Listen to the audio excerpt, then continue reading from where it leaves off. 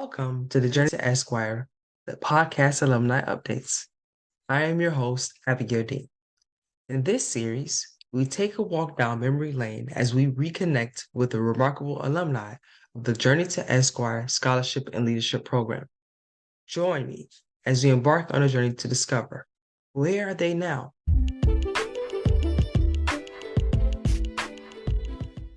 Amidst all the challenges and uncertainties, a group of determined individuals stepped into the Journey to Esquire Scholarship and Leadership Program, ready to seize their dreams of becoming legal professionals.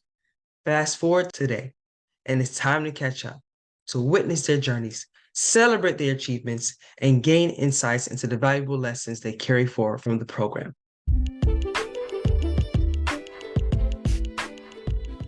So, what's in store for this podcast series? Well, get ready to be inspired, intrigued, and enlightened.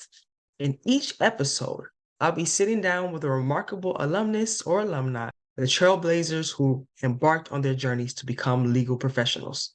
We'll dive into their experiences, challenges, and triumphs, and explore how their participation in the Journey to Esquire program has played a pivotal role in shaping their paths.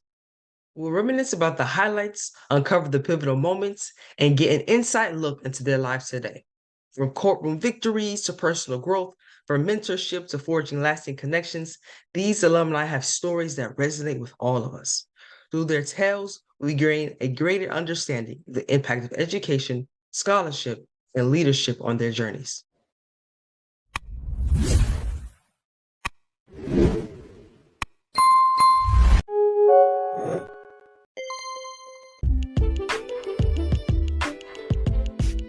Welcome to the Journey to Esquire program. Today we have a special guest. Her name is Shannon Walker. I've known Shannon since being in our years in law school at Stetson, and I am so excited for you to be here. How are you doing? I'm doing well. I'm happy to be here. That's so good.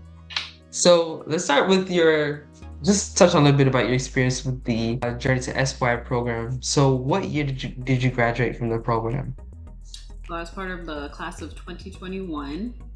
I actually heard about George Esquire my first year of law school, which was the fall of 2018. They were doing a workshop on legal writing and had opened it up to everyone, and I think that was actually the inaugural year of the program. So I went to that workshop because I felt like legal writing was something that I needed help in. So I got to meet Jocelyn at that workshop and just hear more about what she was doing with Journey to Esquire. So anytime they had any workshops that they did open up to the public, I was there because I was somebody who, or I am someone who likes all of the information, as much information as I can get, especially when you're going into law school and it's a whole new endeavor and you're trying to figure out, how do I do well here? How do I, also being that I was out of school for like 10 years, so I had to figure out how to be a student again. So I was just looking out for any kind of information that would help me do well. And then after my first year, I was invited to be an intern for Journey to Esquire. I was the social media intern, and I definitely jumped at that. As an intern, I was able to attend all of the workshops, obviously, that were available to our scholars. So I got to see even more in depth about the program. So I've always been a cheerleader about Journey to Esquire. Obviously, when I got to my third year, it was a no-brainer for me to apply to be a scholar, and thankfully I was chosen. So I just love this program, and it'll always be dear to my heart. So based off of the lessons and the things that you've learned in the Journey to Esquire, is there anything that you learned in the program that you say have been greatly beneficial to you as you have gone through your legal career? Yes. Like I said, legal writing was something that I was not confident in. I think getting to be part of that workshop, I think 3 times total, definitely kind of helped with my confidence throughout law school.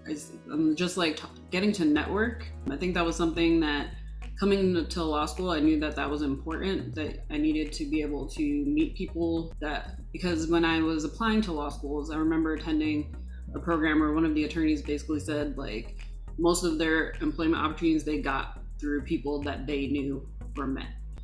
So I knew coming into law school that networking was going to be really important, and Journey Esquire made it really easy to network because so many attorneys volunteered their time and came to those workshops, and they were so easy to talk to, and it was such a safe environment to be able to do that networking. So then when it came to expanding my networking outside of Journey Esquire, it didn't feel so awkward.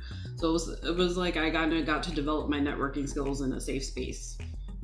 I absolutely agree with you because I was an intern in the program as well, and I can definitely testify as to the safe space and the ability to network with individuals because some of these individuals, especially the students in the program, you're meeting with them over multiple periods of time. So that's a set of people to network with. And then the speakers that come in, and then the actual board of directors of Journey to Esquire. And that is something that I always give advice to people as well. In my careers, when I look back on my career as an attorney, every job I got is because I knew somebody within that space. I understand, especially when we were back in school, at law school, Stetson kept saying network, network, network. That's what they kept telling us. How many of the opportunities that we get is through those experiences. So I definitely understand where you're coming from. It made those people less intimidating because even we would have judges who came and as a law student, you're thinking I can't talk to a judge, they just seem just so unreachable. Yeah. But when they come and volunteer their time for Journey Esquire, it's they're people just like us. They've just been doing it longer, So yeah, that's absolutely true. That definitely helped too. Yeah. So did it influence you in terms of your career choice? So actually, before I go into that, what is your career choice at this point? What type of law are you practicing? I'm currently practicing family law. I've been trying to figure out where my niche is. Obviously, trying to find a position that feeds into what I feel is my purpose, my reason, my why I went to law school in the first place. I started out as a prosecutor, which I really enjoyed that job. I felt like I was in a place to, help people, which I know sounds strange to others when you're talking about being a prosecutor, but honestly, I felt like I did help some people, and I did have some defendants who thanked me for the way their cases came out. After being a prosecutor, I went into the civil side of law. I was doing insurance defense. I learned a lot in a short period of time in insurance defense because they had me doing many different areas of law like medical malpractice, nursing home assisted living negligence, auto negligence. For some reason, most of my auto negligence were cars versus pedestrians. It was very strange that I kept getting those cases, but those were my cases. I think I learned for me that was not a position that filled my purpose. I didn't feel that I was helping people, and the reason I became an attorney was to help people. At least it just felt too far removed for, helping the clients. So I left that job, and now I'm doing family law. That was what I originally thought I would practice going into law school, but your life takes you on different paths for different reasons. So now I am practicing family law. I do enjoy it. I'm getting to talk with the clients, and I do also do a little bit of criminal defense, so it's kind of weird now being on that side instead of being on the prosecution side. But I do still enjoy being in the courtroom. So you mentioned, that you wanted to go into family law. Was there anything in your life that happened that inspired you to decide that this is one of the laws that I want to potentially focus on? Yeah. I think part of it's my own personal experience with co-parenting. I've been co-parenting with my co-parent for 14 years, so that's that. Also, before becoming an attorney, I was a language arts teacher for 7th graders, and also I was a dependency case manager, so I was a social worker. I worked with families who had their children removed by DCF, so I developed their service plans and helped them find the services that they needed and refer them so that they can try to get reunified with their children. For those children who couldn't be reunified, then we'd find some other permanency goals. So being involved in the education system and then also the dependency system, that's what kind of drove me toward the path of going to law school, because I wanted to help people beyond just what I was doing. I just wanted to kind of expand. I felt like I was helping on a small scale, but I just want to help on a bigger scale. So that's kind of what led me to law school in the first place. You think at this point is something that you're going to stick with, or just kind of wait and see at this point? I think the good thing about being an attorney is we can evolve. Yeah. Just because we practice an area doesn't mean we can't change and do something else. And even beyond just the practice of law, like you could run for office, you could run to be a judge, you know. So I don't feel like I can say like right now, yeah, I'll probably be doing some type of family law. Always people are looking for pro bono attorneys to do that type of work. I don't know that I am in a position to be like, yes, this is where I'm going to be for the rest of my life, you know? So Yeah. Makes sense. That 100% makes sense because my journey is very similar. I was a prosecutor, then I went to real estate and business, and now I'm practicing personal injury. And so that's within a 2-year span. So it's just like, it's one of those fields where, and I think that's what I love about the law is the fact that you can change anytime you want to, where those who go into medicine don't really have that luxury. So are there any, from your the point of view, you graduated from the Journey to Esquire program up till now, your legal career, are there any significant, challenges and obstacles that you had to overcome in your journey? Was kind of like that balance between work and life, making sure that your mental health is being taken care of, make sure your well-being, like you're maintaining your well-being. I think I did that pretty well through law school. I think I also did it pretty well as a prosecutor because I also had a boss who that was important to him, that we had work-life balance. When I got into the civil side, you're in that environment of having to bill a certain amount of hours, and I'm in the office from 9 to 5 or 8 to 5, whatever the day may require. I forgot about my well-being. I didn't take care of myself the way I should have, so I think I burnt out a lot quicker than I should have had I prioritized making sure that I was taking care of myself. In the over a year that I was there, I did not take a vacation, which should probably be a red flag. You should always plan a vacation. Yeah. Every so often. Just put it on the calendar. Like, they'll figure it out. So I think that's something that going forward, I learned from that experience that I need to make sure I'm prioritizing that. I need to make sure that I am making time to take care of myself and realizing that, like, in the law, you can work for like 14 hours a day, 7 days a week, and your to-do list is still going to expand, So you always have to make sure you're building in that time to take care of you so that you can be your best. Yeah, I think that's what I love about the Journey to Esquire program, is that it put us in notice of these things, because there are some people who don't know the concept of work-life balance simply because they don't understand it or never been exposed to. No, your life should not actually be this way. Like, you should not be working 14-hour days and weekends. Like, you should not be doing that. And so what I love about this program is that the whole point of the program is to prepare us in our journey. And I think it does a good job in doing so, especially in the area of work-life balance. So I'm glad that you're able to essentially wake up and go, this is not right. Like, I cannot live like this for the rest of my life. And so I'm glad that you were able to make that decision and kind of come to the realization, but also learn that lessons and then put structures in place so that you don't necessarily fall back into that trap again, which was just some of the things that we've learned through this program. Yeah, and the other thing, again, the program gave me some great mentors. So yeah, I had people that I reached out to and told them, like, what's going on with me, and they're like, that's not good, and that's not how it's supposed to be. So it's like, you have people who are more experienced who can remind you, of the lessons, the seeds that were planted by the program that maybe you forgot through, bar exam preparation.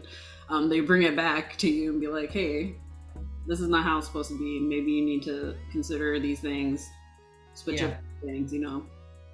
So speaking of work-life balance, you're involved into professional bar activities and just many different things in your life that in terms of your commitments.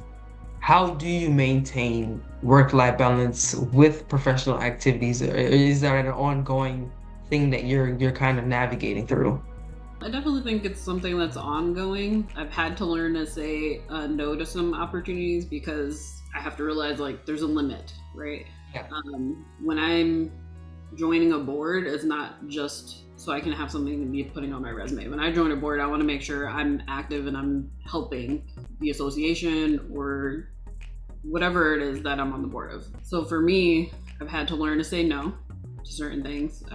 You definitely have to keep your calendar together, right? To make sure you're not missing meetings or missing your commitments. Again, that's just something I think you learn and practice with the more that you do. I think in law school I was like super involved. I didn't realize like how involved I was until I think around graduation time. My mom asked me to write out everything I'd done so she could like make a speech at my party for the family. Yeah.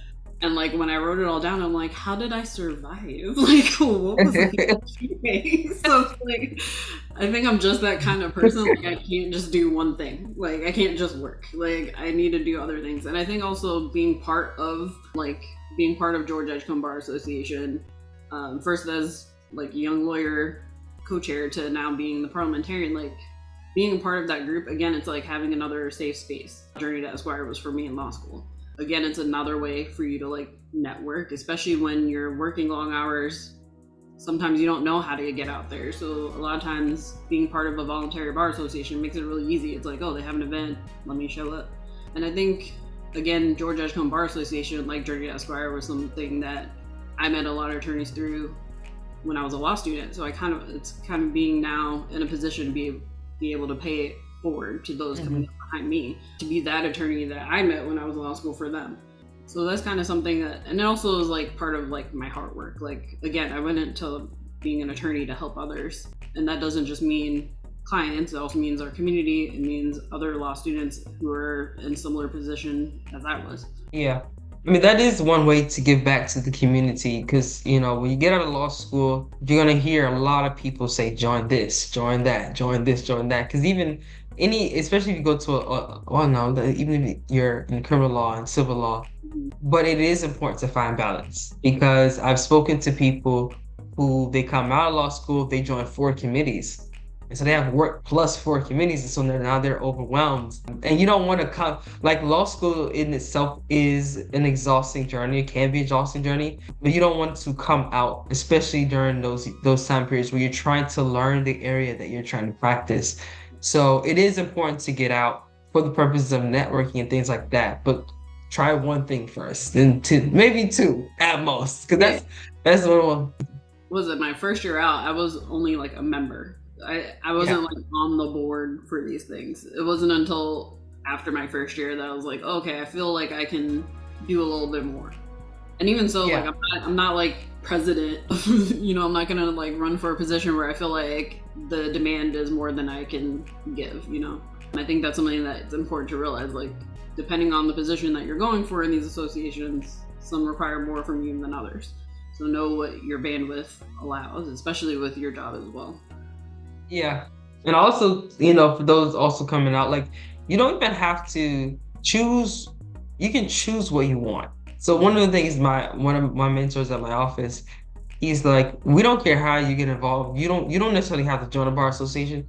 Just do something in your community. Yeah. And so your contribution or your work in terms of where you volunteer doesn't even have to be a bar. You can join as a member, and then let's say you go, you know, volunteer in a community organization that helps foster care kids. It just looks different, but we definitely suggest give back in terms of whatever that looks like, which is definitely important. The first board I joined was for a nonprofit that helps children. Okay.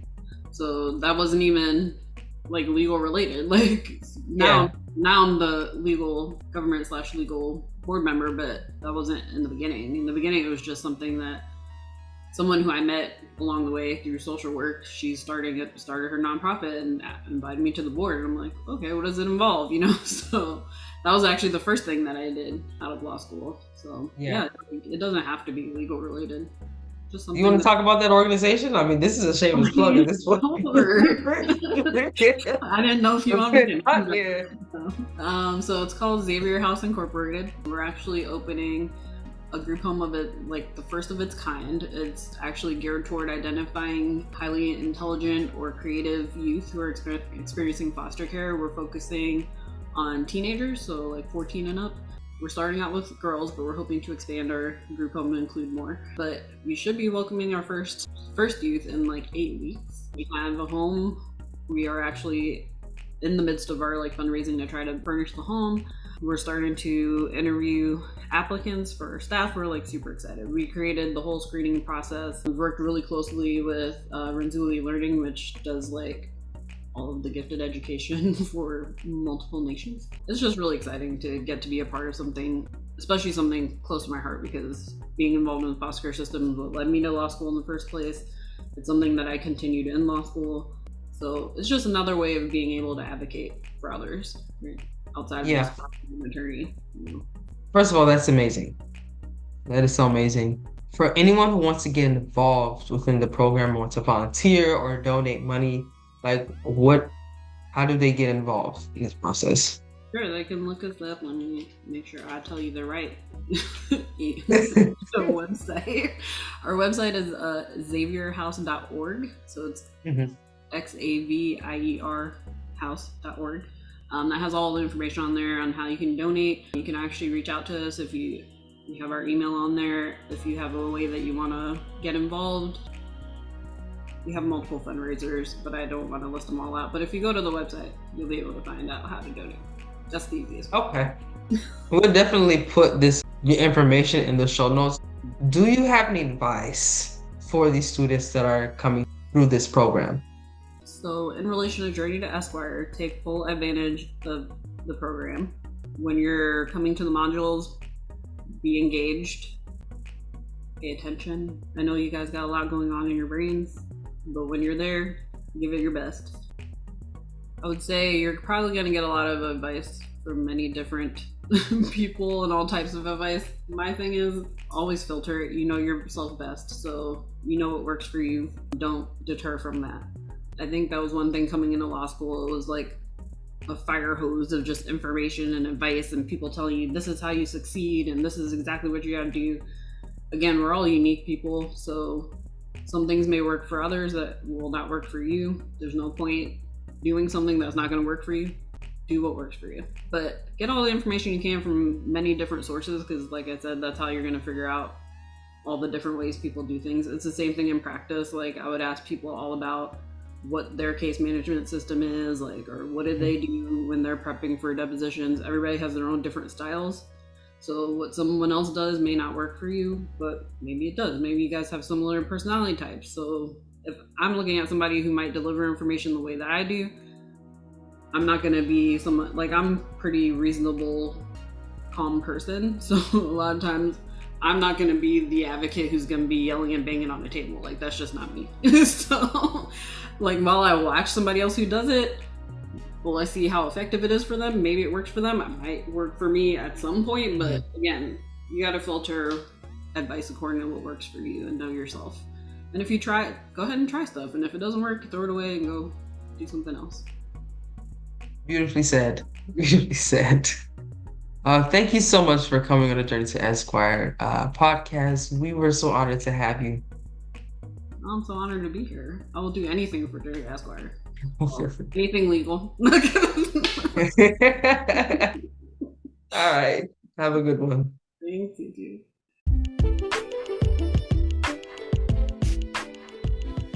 Thanks for tuning in to another great episode of Journey to Esquire, the podcast. Support, share, subscribe. And for more, visit www.journeytoesquire.com.